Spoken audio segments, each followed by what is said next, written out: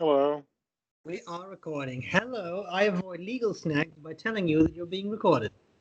Thank you very much, Stephen. I appreciate it. I know. How are you doing today, Pierre? Well, I was just saying, I was doing pretty well up until about 5 minutes ago. Today, I was having one of those. So last night I ran into something that I wanted to talk about that was kind of important. Today it was just one of those kind of days. Annoying work. You didn't know that you'd have to do it. You burned a whole lot of your energy trying to figure out what you need to do. By the time you figure out what you need to do, it's way too late in the day, and so everything is hard. So that was kind of a drag. So there's a restaurant down the street from me that's a fantastic taco place. Got some of that stuff, and that can sometimes lift your spirits. And so me and my girlfriend, we had some tacos, and I fixed myself a nice little drink. We watched an episode of Star Trek that featured Leonard Nimoy and Captain Picard. It was lots of fun. And then she put on this video from YouTube about from the Daily Show. Have you heard of the Daily Show? Yeah, yeah. Daily Show. Yeah.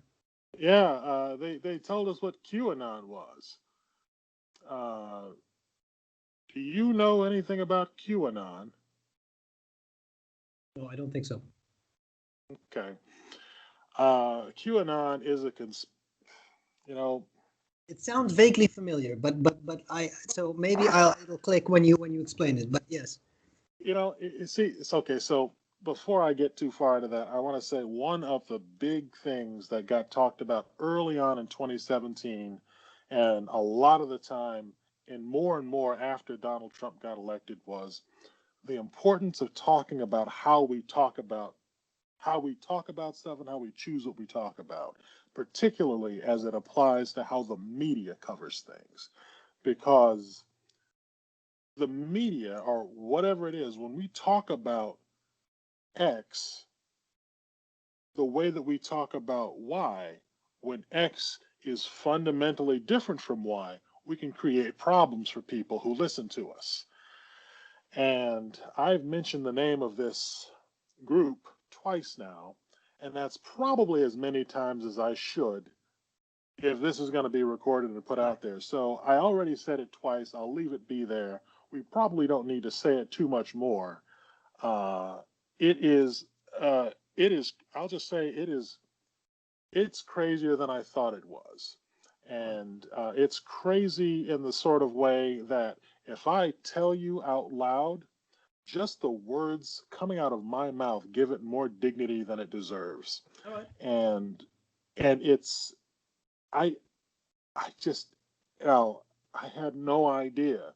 Like I read about it as a burgeoning sort of political movement, and I thought, well, that's kind of interesting. I wonder what the story is, but I didn't know what any of the details were. So I got on my fact checking website, Snopes, and I looked up what they had, and then I read some of that while we were pausing the Daily Show bit, and there was it sounded like everything was pretty much tracking consistently, as best as I've been able to tell, and it is insane. What I would have to say is there are a lot of people who are really interested in buying into some craziness for some reason, and it blows my mind. It is absolutely baseless in sounding hyperbolic when you're talking about something extraordinary makes me sound crazy, Right. but it's I've it's like if I had asked an 8-year old to dream up a crazy story, something crazy, and if they came up with this, I'd say this is about right. But Right. it makes me feel sad that there are adults who own firearms and armored cars and other forms of weaponry and means of wielding power who buy into some of the stuff that I've heard, which, you know, in on its own, if it's like low level nuts, you could buy it. You could say, well, it sounds plausible.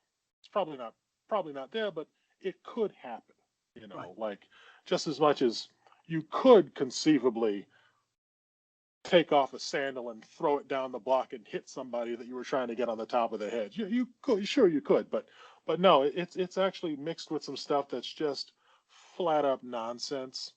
I wouldn't call it insane because it's an insult to people who are insane. Right. Yes. Nice. Yeah, so I just found out about that. That was my last 5 minutes. It's got nothing to do with what I was hoping that we could talk about, but oh my God, I mean that just happened, and you can't have a conversation if you're not going to be honest. So that's honestly what was going on in my head. Yeah. No, I I can, understand. yeah, I understand that. Sometimes it's yeah.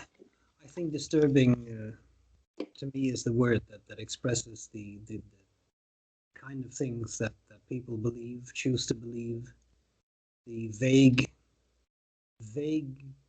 potential, possibly maybe correlation with something which is then taken as absolute evidence of these kinds of things can be very disturbing, and to be honest, can be frightening.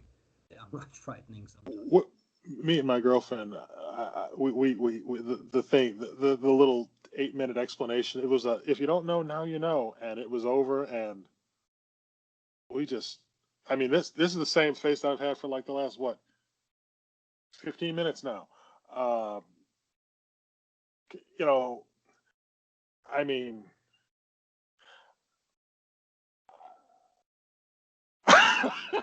Yeah, I'm sorry. I'm not frozen.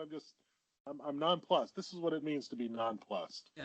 Um, I used to teach piano a number of years ago, and I still do, but I used to teach piano in people's homes. And one of the biggest problems with teaching piano in people's homes is that everybody wants, I mean, this is kind of a general thing with teaching piano and people get to choose when. Everybody wants their piano lesson to happen between the hours of 4 p.m. and 6 p.m. Right. After school, before dinner, right?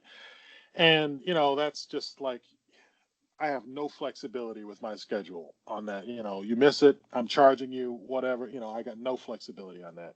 And I remember once, I'm getting the reason I'm bringing this up is the kind of blown away that I feel right now is kind of like when I had this client who was more or less just upset that she couldn't get her hour in the golden zone because it was taken, and she literally said, when I was referring to other families asked me first, that's why they get priority. Uh, Nobody has it as hard as me. She didn't know these people, and it was it, like how I can't believe anybody would actually even say that out loud. Yeah. Yeah, so that's kind of how I feel a little bit now, but I'll put that aside so that we're not on here for too long because I know it's late. So wow. Anyway, I had last night I was watching the news and it covered what was it? This concept of cancel culture, Hmm. which is kind of novel to me. Yeah. Um, I don't know why, but it's just I only ever hear about it when people tell me about it, but it's not something that I kind of engage with. And there was a long letter written by a bunch of people who were decrying cancel culture, and it was signed on by a bunch of people who were kind of famous. And one of the names on there was an author that whose work I really like. She's pretty famous and has taken a little bit of heat lately for being for having some transphobic comments or some perceived transphobic comments. Yeah. And there was an interview with that a guy who was involved in the crafting of that letter, and then there was another guy. There was an interview with a guy who was doing the rebuttal of that letter was nonsense. Here's why it was nonsense. Blah blah blah. And in the course of the piece, which is about 8 minutes, it was on PBS NewsHour. They showed the the tweets in particular that got this started, and I paused and read the tweet, and it was I just thought it was kind of interesting to unpack because uh, it was just it wasn't wasn't as straightforward as I heard that it that it implied, and I just thought that might be worth thinking about. So if it's okay, do you mind if I read some of it? No, no, no. Read it. Read it. Yeah. Yeah. Uh, Let me see. I think it's on my phone, and I don't want. Okay. Okay. So the tweet is from J.K. Rowling, and she says, "If sex isn't real, there's no same-sex attraction. If sex isn't real, the lived reality of women globally is erased. I know and love trans people, but erasing the concept of sex removes," this is a quotation by J.K. Rowling, "the ability of many to meaningfully discuss their lives. It isn't hate to speak the truth." 6:02 p.m., June 6, 2020. 230,000 likes, 94,000, and a half thousand retweets and comments, something like that. And I thought, because I have a piano student who is a member of the LGBTQIA community, and she takes great issue with this author for what she believes to be transphobic comments. And I knew how she felt about this, but I never saw the material before. So I looked at it, and I guess after thinking about this for a long time, because it wasn't obvious, because when you read the sentence, and you got to get it out, and maybe we can link to it here in the description. But when you read it, it it it's complicated. She says if sex isn't real, so the first thing I guess is she doesn't. I think she's talking about not the act, Yeah. but it sounds like this woman is trying to tell us that she thinks that she says erasing the concept of sex removes this what and z. It sounds like this woman just doesn't. I guess she's the idea of her womanness is such an her idea of womanness is such an intrinsic part of her identity that she's unable to have a trans person exist in her life without feeling like it's an attack upon her identity. I think that's in here because she thinks that somebody is erasing the concept of sex. I'm sure if I looked hard, I could find some nutcase who thinks that eradicating the idea of sexual differences or anything is a thing. But I don't think any trans person is trying to do that. I think a trans person is trying to live their life. Mm.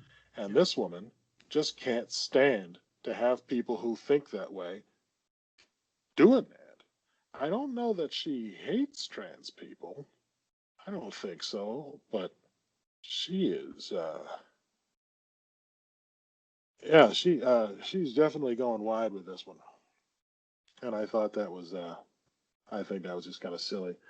As I say these words out loud, this sounds like, oh, who really wants Pierre's opinion on this? I No, no, no, guess, no. I think no, no. I disagree with it. I think it is a very interesting discussion to have because you sent me this earlier.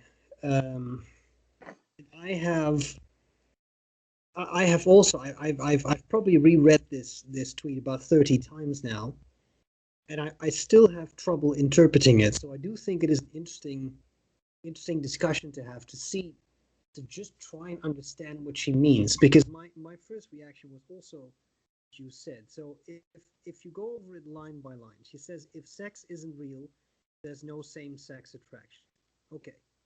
Then I think what she's saying, I agree. I don't believe she's talking about sexual intercourse. Um, we know that's real. Like that's a thing. Like that can happen right now. That is right now in all kinds of households. It's happening. Think of the children. I mean, you make like you're in front of Saturn, but I don't know what's going on below your chest. Yeah, exactly. Like it's Yeah. only you can only see this for one reason. Keep going now. Yeah. So okay. So I think what she's saying, I think what she's referring to is not the act of sexual intercourse, but is indeed When she writes sex, she means gender, maybe, or I think she's getting at like the idea that when you're born and you have ovaries instead of testicles, that yeah, that means that you are different from a person who has the other one. yeah, yeah. And That's what I think too. Yeah, I think what's that's the what she's saying. okay, okay, So yeah, yeah, if that's what she's saying, if that isn't real, if there is then no such thing as the biological, which is already complicated, but let's for the sake of simplicity, let's say that ovaries versus testicles, female versus male. This is not sexual orientation, this is not how you feel, this is just the biological aspect of what what right. gonads do you have. Which is, again, no pun intended, it can get messy even with that. Yes, yes, absolutely. Yeah, Because yeah, there are cases where that cannot even biologically be fully distinguished. So right, right. that's already an issue. But okay, let's say that this is what she's saying. So if that isn't real, that demarcation that cannot be made, or it doesn't exist. Like that I don't know who's saying that it doesn't exist, but we don't know. But Right. let's say that that's a hypothesis. You could have this. You could have this as a thing. That is actually not real. There is no such difference. Then there's no same-sex attraction. Okay. But You then see, I feel like that's an illogical jump. yeah, me too. Because Okay. then why is there, what's the difference then between same-sex attraction and like a more binary male-female attraction? The standard heterosexual attraction between men and women or women and men, whatever, it doesn't matter.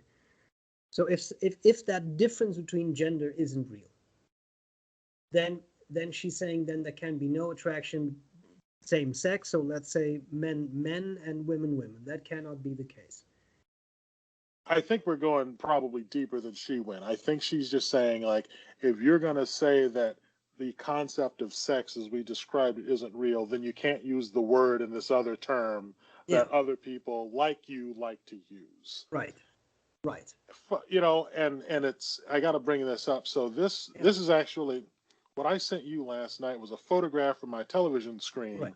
of this tweet in the PBS piece that they had uh, right after this for maybe 2 seconds. They put up another tweet that she put up, which I didn't photograph, which goes even it completely abandons the concept of logical pretense, and it's just mean. Right. Yeah. Yeah, that's later, but let's yeah, I'm sorry, Yeah. go on with this because you might come up. I've thought about this a lot. Let's see where you went with this. So keep going.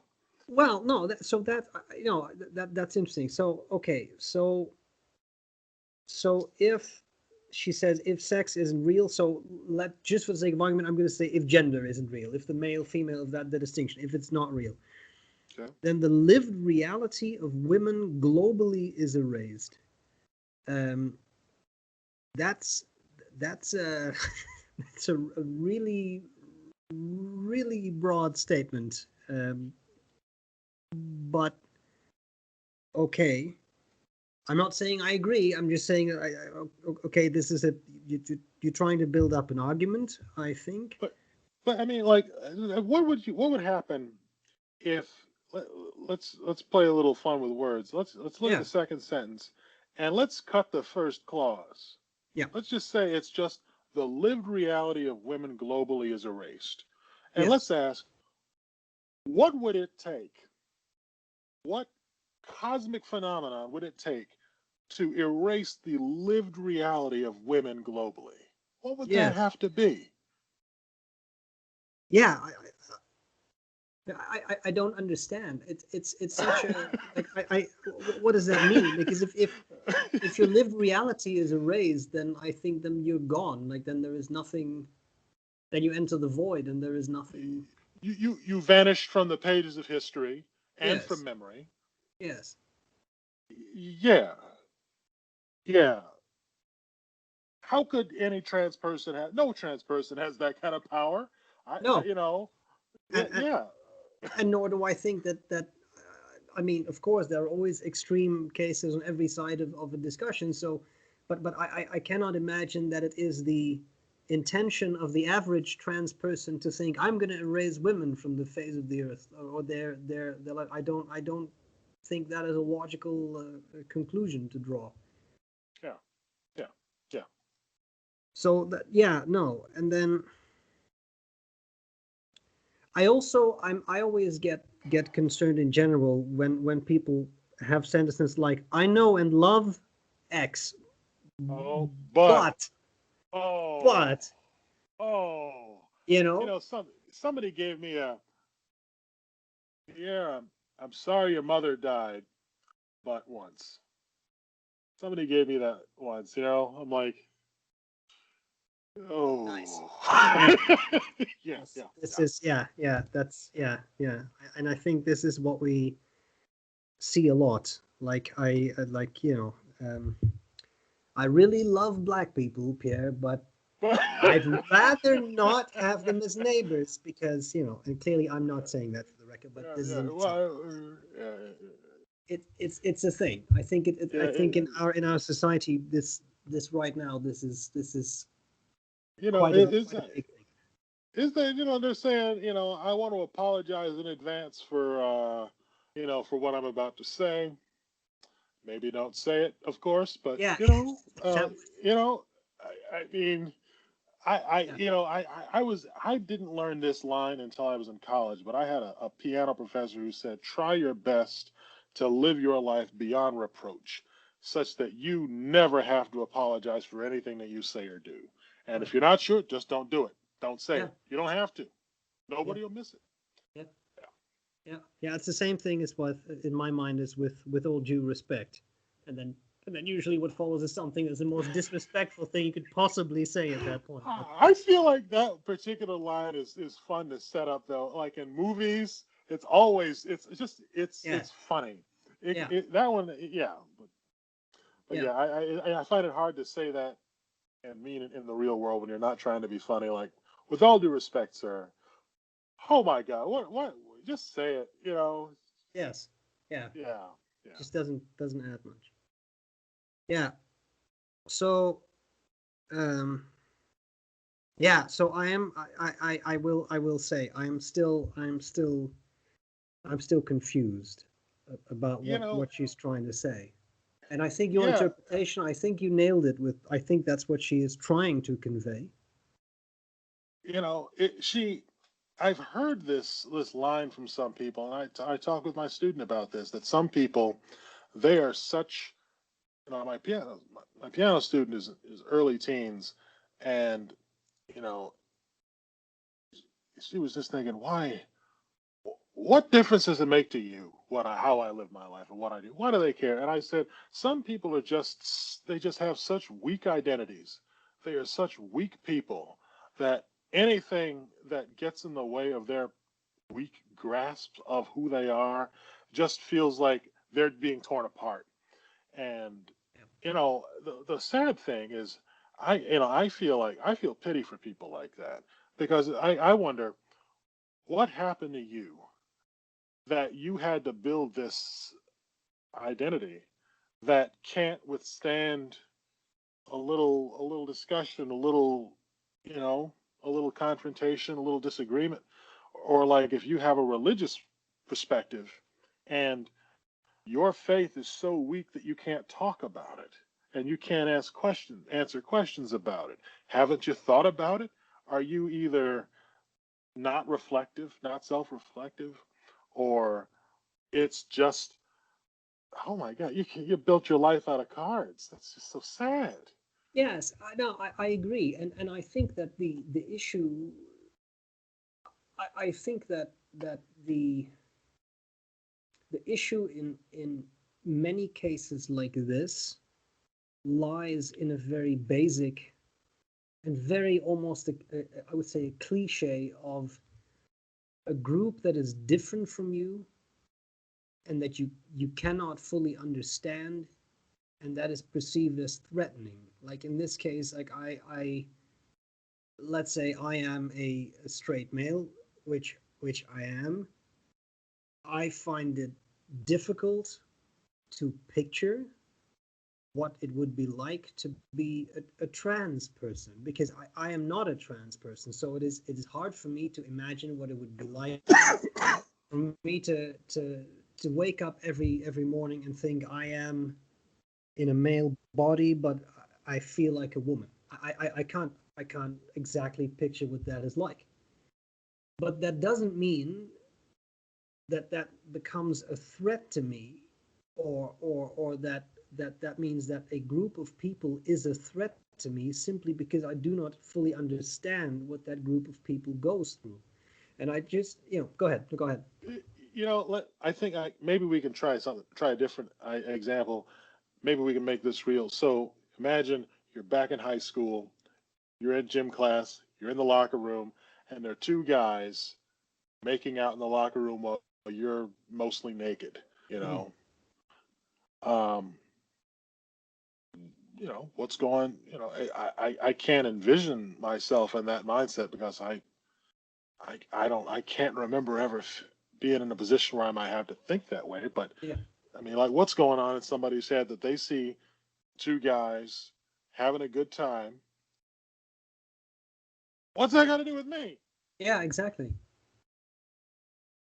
They're not gonna do something to me. They're over there. They're busy. They're Yeah, not paying attention to me at all. yeah, yeah. I, yeah, that, yeah. You want to go with that one, or Yeah, no, I think I yeah, think uh, I yeah. think that's a good example. And the again, the idea that you may not fully understand that, or may not be in that position. I, I do not recall for myself ever having had romantic feelings toward another man. I don't recall ever having had such feelings. But that doesn't mean that I feel threatened by whatever other men want to do. I mean, in this case, and this is if we're talking about often abused sentences, this is a great one. Some of my best friends Oh boy. are gay, but it's true. Some of my best friends are gay, and Hmm. I have never. It's okay because there was no but. Yeah, exactly. Like, yeah. Good, nice. But so yeah, well done. So that's but I have never felt, oh well, I have to be careful around that friend because X, or that he's probably eyeing me or whatever. Like I have never felt that. Maybe there are people who have felt such things. I don't know. Hmm. But for me, I don't see how that would be threatening. And this reminds me of the discussions, and people feel very strongly about this, and I think especially for religious reasons. But think about the endless discussions about gay marriage, and then people raising the argument of straight people raising the Oh boy. argument of, yes, but this just damages the sanctity of marriage. And Uh huh.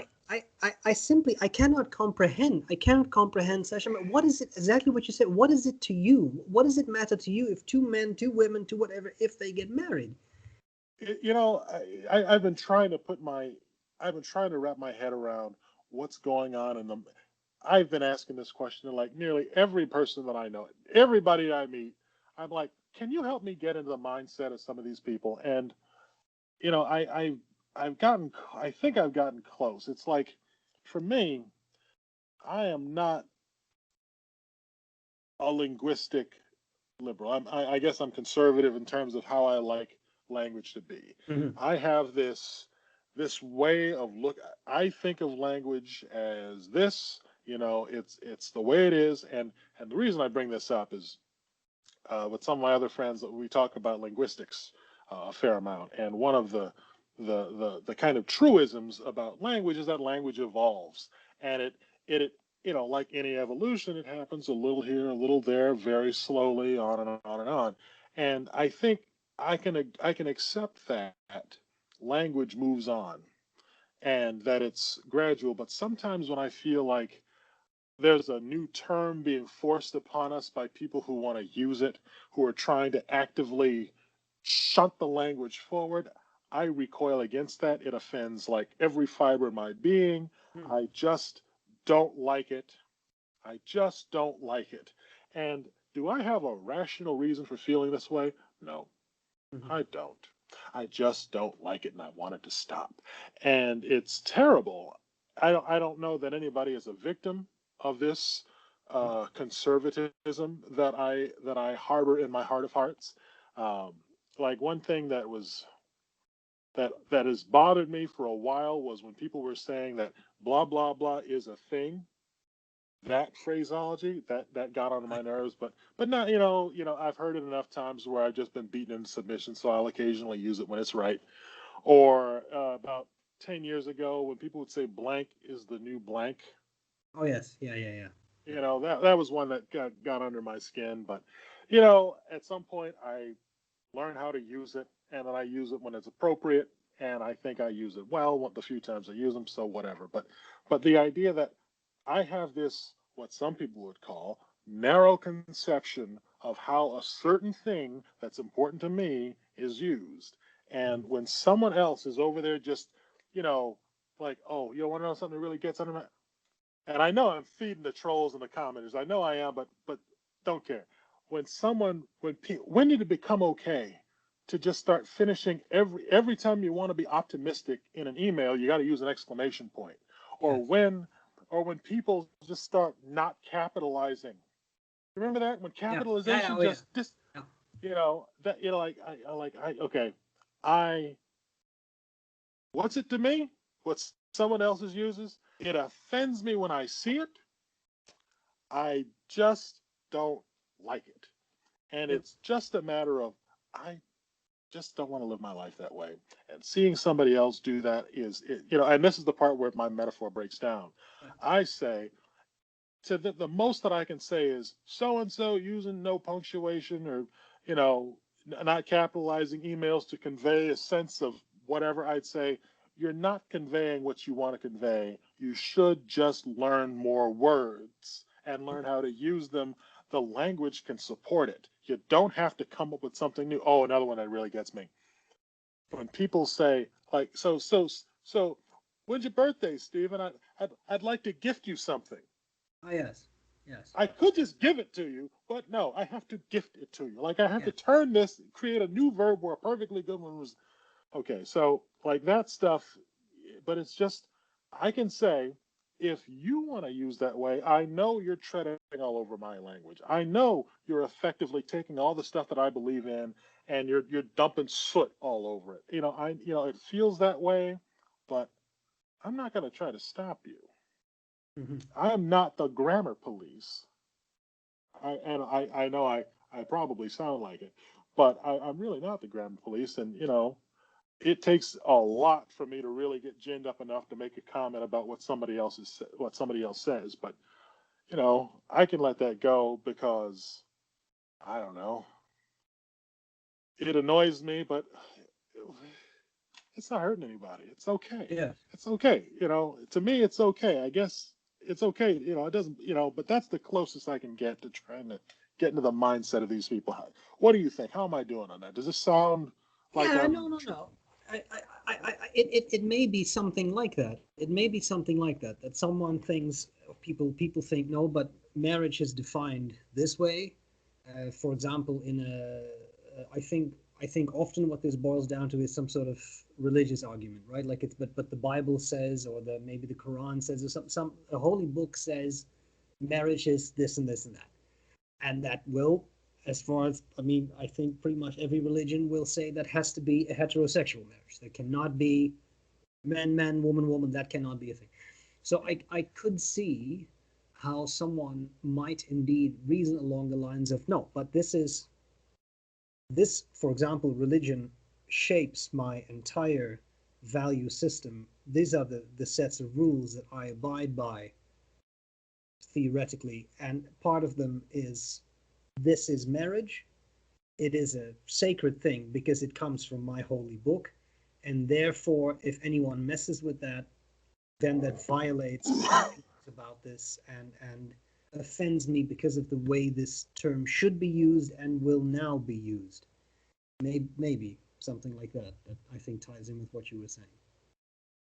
yeah, that would, sure.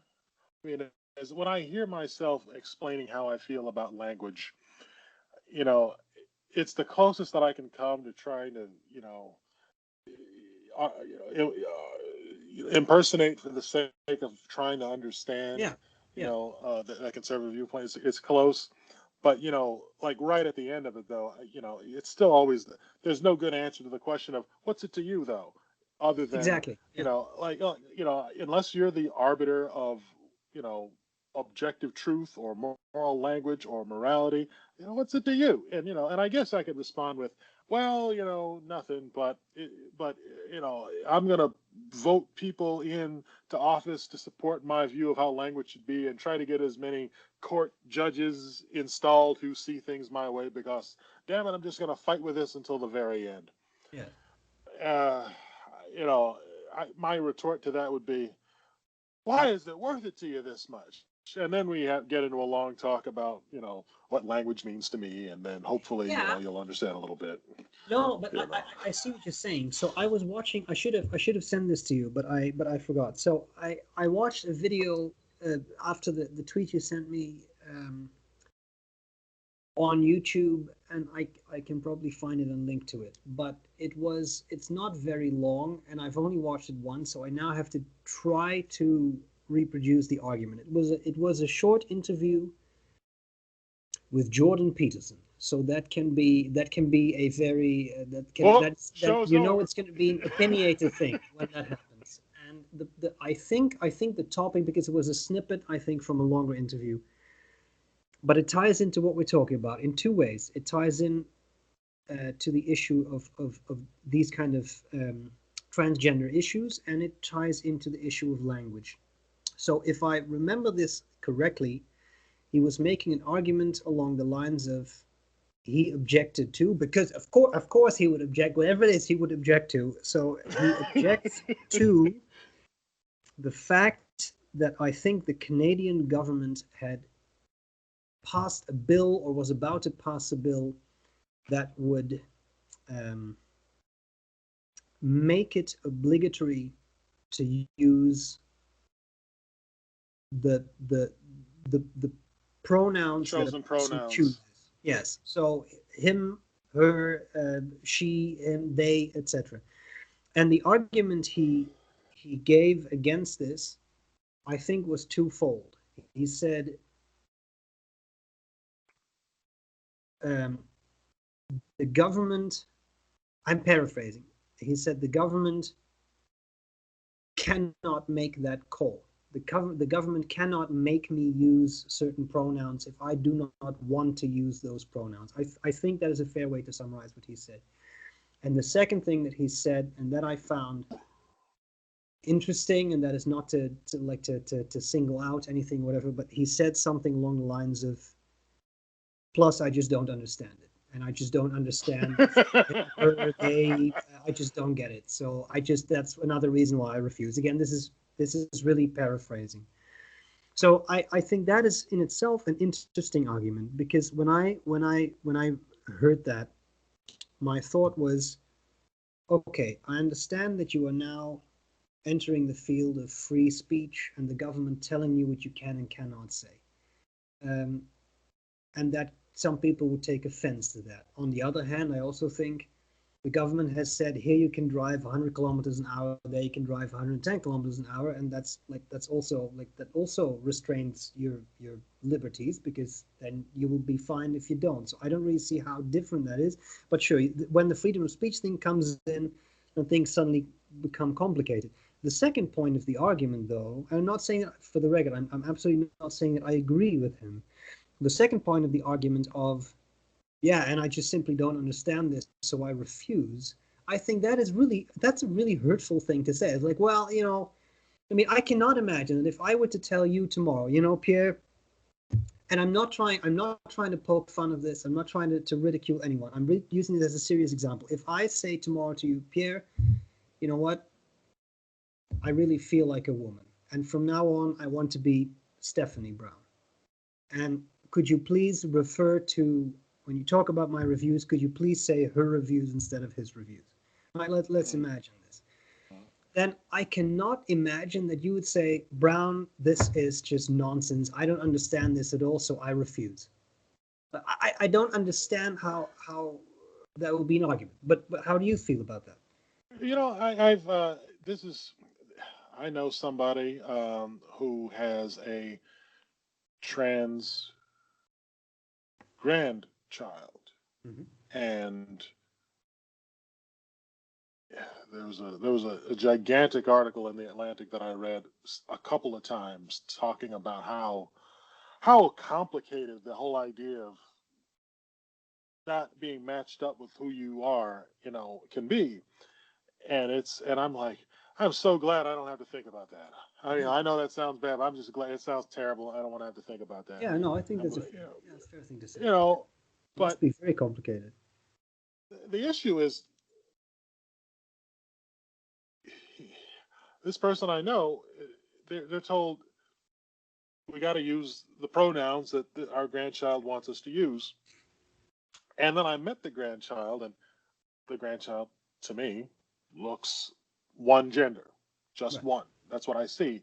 And my instinct is always to just use the one that I've learned all these Yeah. years based Yeah. on what I see.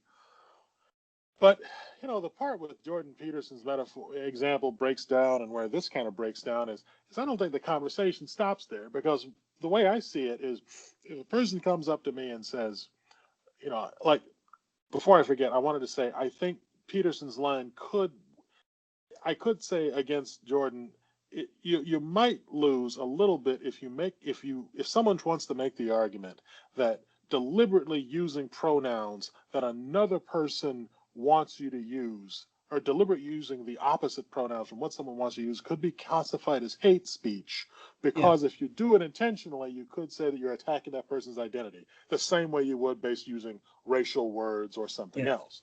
Then I I think think you that might was have. actually the point. I think I think that was the point, that it would be, if you were to not do it, it would be marked as hate speech. I think that was what the actual bill was about. Yes. Right. That is interesting, and that I think you might actually be able to make some ground on, Hmm.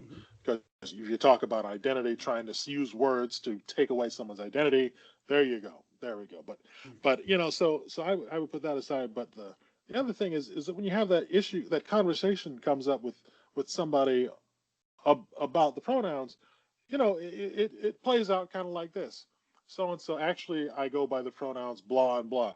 Oh, okay, sure. Again, that's what you want me to use. Another easier way to understand this argument, I think it's similar, perhaps not quite as serious, is when you meet somebody with a complicated name. Hmm. Now, I've met a lot of people. I mean, there was one fellow whose name I can spell it. I don't know that I could say it. Mahmoud. Um, he was he was from Egypt, and I met him when I was in London, and he kept saying his name. I'm like, I can hear what you're saying. I'm trying to reproduce it. I'm not making it happen. And he's like, no, no, no. And I'm like, oh man. And he said, most people just call me such and such. I'm like, listen, man, your parents gave you this name. You have lived your whole life, and this is the name that you used. The least I can do when I talk to you is try my best to get close. And I one day I hope to make it, because, for Pete's sake, it's your name Hmm. or Yeah. your pronoun. They're yours. What makes me so much more special than you that I don't need to do a little effort? I mean, if you can say the word, if people can learn how to say the word anti-disestablishmentarianism, Yeah. what should be so damned hard about learning somebody else's name? And it comes back to that. It's like, this person is a person who's in front of you, and they tell you what they want you to say, because of course they're going to tell you. Yes. Well, how hard is that? I think it should end right there. Yeah, exactly. If I you think so too. And I remember there was an issue. Now, I have to admit that this was related to me by a friend. I have not seen the actual issue, so I have to give it that, like, give you that warning. Like, I haven't actually seen this myself, but knowing her well, I think this is a reasonable representation. If I remember the story correctly, this again comes back to Jordan Peterson, but this is because this is an example that involved him, where um, he was at some sort of like conference panel. There was a panel discussion, and there was someone who wanted to have a pronoun used that was not the typical pronoun you would use for whatever that person looked like, a man or a woman, or again, I don't know all the details because I haven't seen the thing. And where Jordan Peterson kept not doing that, kept not using the correct pronoun, and kept indicating like confusion, etc. And at some point, this led to, as the story was related to me, to obviously annoyance with this person who was, etc.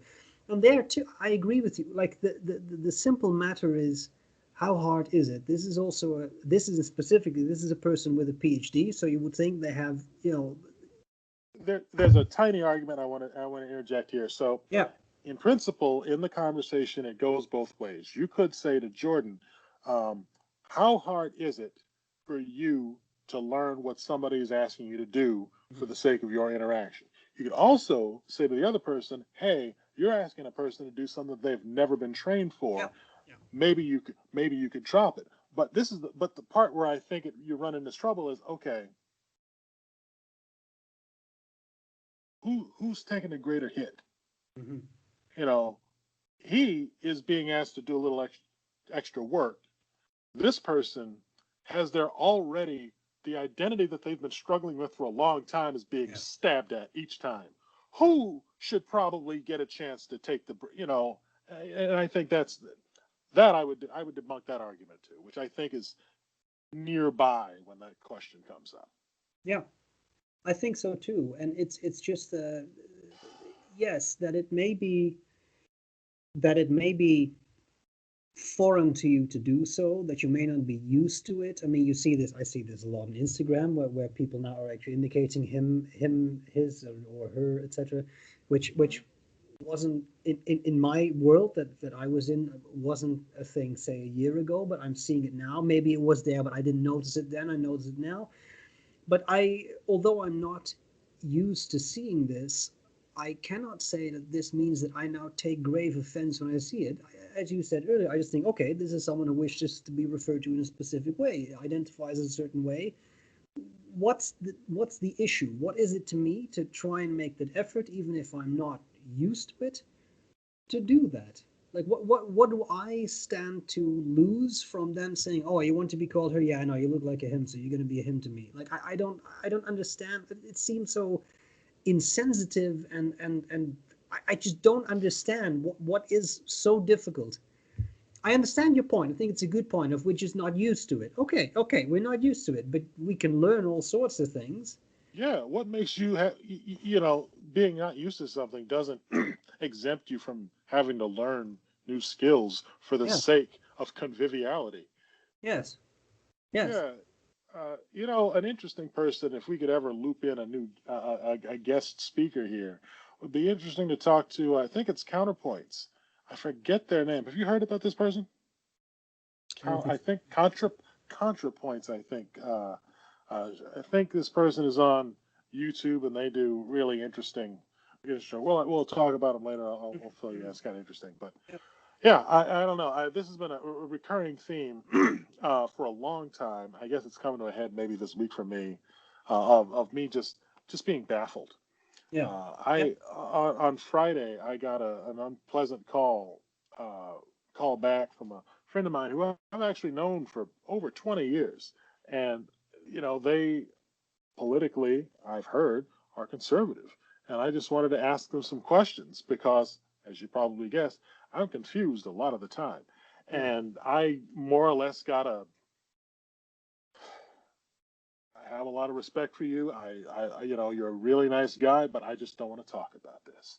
And it was But just, yeah, but yeah, right, right, yeah, right, right. yeah. And it was like it was one of those, you get this call where you just feel bad at 5:30 on Friday, and if you let it, you could just set the tone for the whole weekend. And it was, and it was just, again, some all of the friends who don't slam the door in my face are just saying, I don't know what's going on in the minds of some people. Hmm. It's inaccessible. And when someone tells you like that, you can't follow up with, so why don't you want to talk about it? Or is it something that you just don't want to talk about with me personally? And if so, why? That goes nowhere too. So Yeah. you get no information, you get no follow up, and it's rough getting the door slammed in your face. It makes Yeah. you want to just hang out with people who think like you, for Pete's sake, which is exactly the right choice, right? That's Yeah. what we Yes. all want, isn't it? Nothing bad has ever come from people who think the exact same way about something congregating. Yes. Yes. Yeah, man, oh man. There was a great headline in the New York Times a couple of years ago. They're talking like, you want to end political division? All the Democrats need to move to Iowa. It's just everybody left, and we stratified ourselves, because Yeah. I don't know. I Anyway, before I forget, I did want to ask you if I can throw in one more topic. Yeah. Are you Yeah. still awake right now? Yeah. No, I Okay. know. I'm All having fun, man. Go on. right. Well, hey, Steven, it is always great talking to you. I was thinking about that guy who called you, uh, who said that you're betraying your pure Right. whiteness by being Yes. with Aziz. I was thinking about that, and I was thinking, and you've made. I'm sure that this is too late. It's all said and done. But I was thinking, if that had happened to me or something, and there's no way it could happen to me because as a person of visible African descent, every other step is a step up. So I can't Right. be I can't be. There's no such thing as a degenerate to a person like me. But I was thinking that that that guy listened to you Hmm. for a long time, Yeah. and he addressed you in a personal connection sort of a Yeah. way. It would have been interesting if you kept that guy on and didn't cut him out. Maybe you could bring him back. I don't Yeah. know. Yeah. I don't know. I wanted to ask if you'd be willing to talk about your Yeah. thoughts on that. Yeah. You never know. It's possible that if you engage in a discussion with a person like that, it's possible that you may change someone's mind or make them different see things differently. Um, I don't know if it's possible. That may depend on the person. I think that's a bit of an empirical question. But that is an interesting idea because what you see what this actually ties into is what you open up with, which is the whole cancel culture type thing. Which Mm. I now forget if this was off the air or if this was on the air. But in any case, we were having a very brief discussion about cancel culture, and what I did when you think about it was at that point cancel that person because I block him and then he's out, and then there's no discussion, there's no further potential or avenue for discussion. You say, well, you're out, right? And that, I think, is the definition of canceling someone. So I think when you approach it from that perspective, which I'd never really thought about, that is Mm. an interesting question because that does imply, or no, doesn't imply, how should I say that? That does mean that you remove the option of having a dialogue with someone because you shut it down. Well, it might not have to. I mean, if you're not, if you or anybody in that kind of position where someone calls you up and says that you are doing something despicable, Hmm.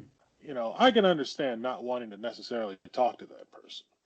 But what I was just thinking is, it only just occurred to me, I think yesterday, that this guy obviously paid attention to you and he Yeah. heard what you had to say.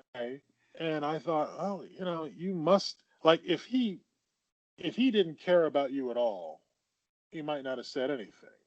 Yes. But if he cares about you at all enough to say something, in as much as that's even possible for a person who thinks like this, I don't know, Yes. Yes. then maybe he might listen to you. Yeah. Yeah. Yeah. I know that's an Um, interesting viewpoint. Yeah. I don't know. Yeah. It's just, yeah, that's all. Just wanted to, Yeah. No, just, that's an interesting viewpoint. I'm gonna give that some yeah. thought. Yeah. Okay, okay. Yeah. So I guess that's the J.K. Rowling transphobia thing. Uh, oh man, I gotta watch this one later. And see just what the hell we just talked about. Yeah, and it's getting to be. I think we're getting close to being an hour. So It is, but I think what's interesting about these kinds of discussions is that the the topic is a complicated one and a topic that a lot of people feel very strongly about. But I also get the feeling sometimes with these discussions that the people who feel strongest about it are not actually affected by it. Like think about, as you said, I think that was a very, very good way you put it. Like think about what it would be like to be a trans person. Think about what that really involves on an everyday basis. All the struggles, the psychological struggles, the emotional struggles, the physical struggles, everything you face. And then you get someone who's a straight person and who says, well, the fact that you're a trans person makes me very uncertain about my womanhood. Well, I, yeah, I, why don't you just go away? Like what's I don't understand. I was going to say that in a slightly less pleasant fashion, but what how how is this such a big issue to you?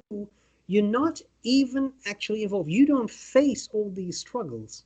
So then what is the problem? How are you I don't understand. How are you so offended? Now we've gone into this, but that's why I think these are good discussions to have, and everybody can have opinions on that, and it's also good to express those opinions. And I think it's also, you can also of course disagree with anything we have said here. That's well, not but I, think about why you feel these things, and if that is really valid feeling. I said I gotta interrupt and disagree briefly. J.K. Yeah, Rowling saw these, felt this, and then put it up on Twitter.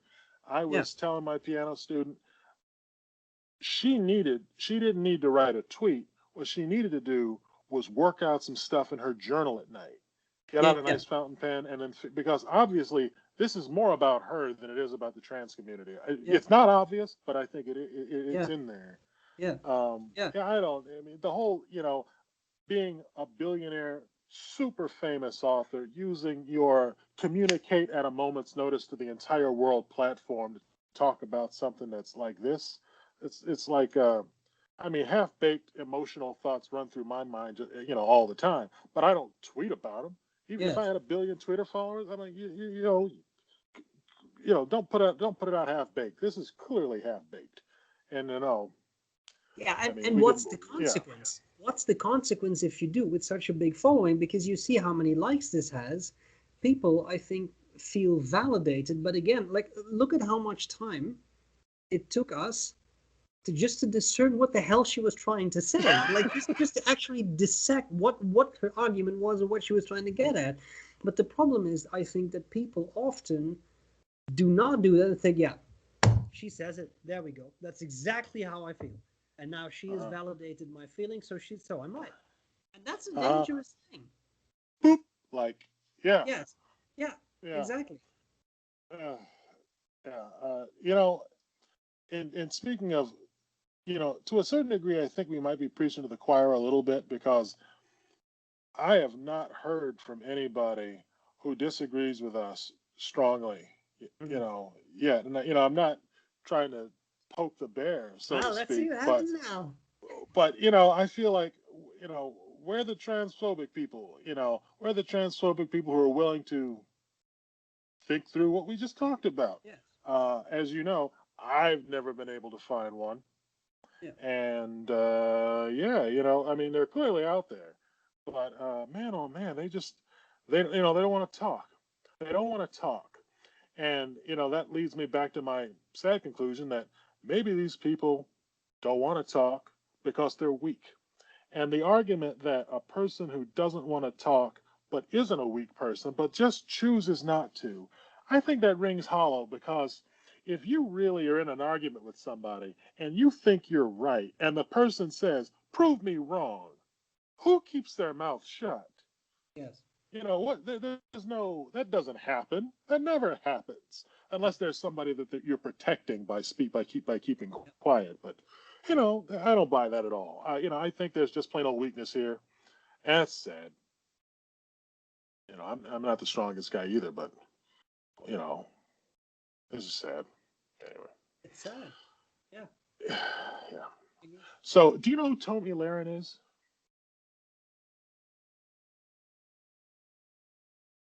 Really ring a bell. Oh boy. Oh, you went right out. Say that again. I don't think so. It doesn't immediately ring a bell. She is a conservative pundit on YouTube, and she's,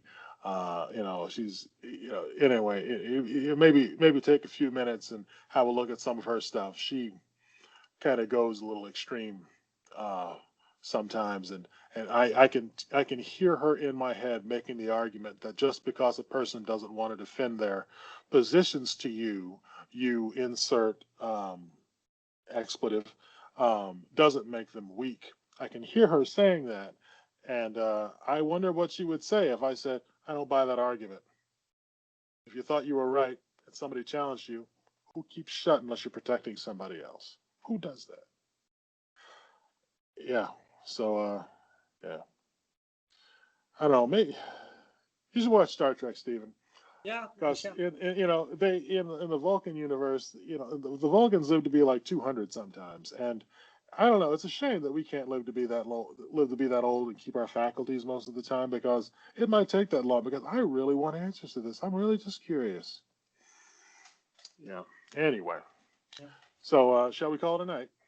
Sure. Let's. I thank the audience. I hope you've enjoyed this discussion. I enjoyed the Yeah. discussion a lot. I thought this was very interesting. And yeah, no, I think I'm also interested to hear what you think about it, like what the audience thinks. Like, what do you think? Let us know. Comment. Yeah. That's pretty much it. We shall be back soon. More discussions. Yeah. All right, people. Bye. Goodbye.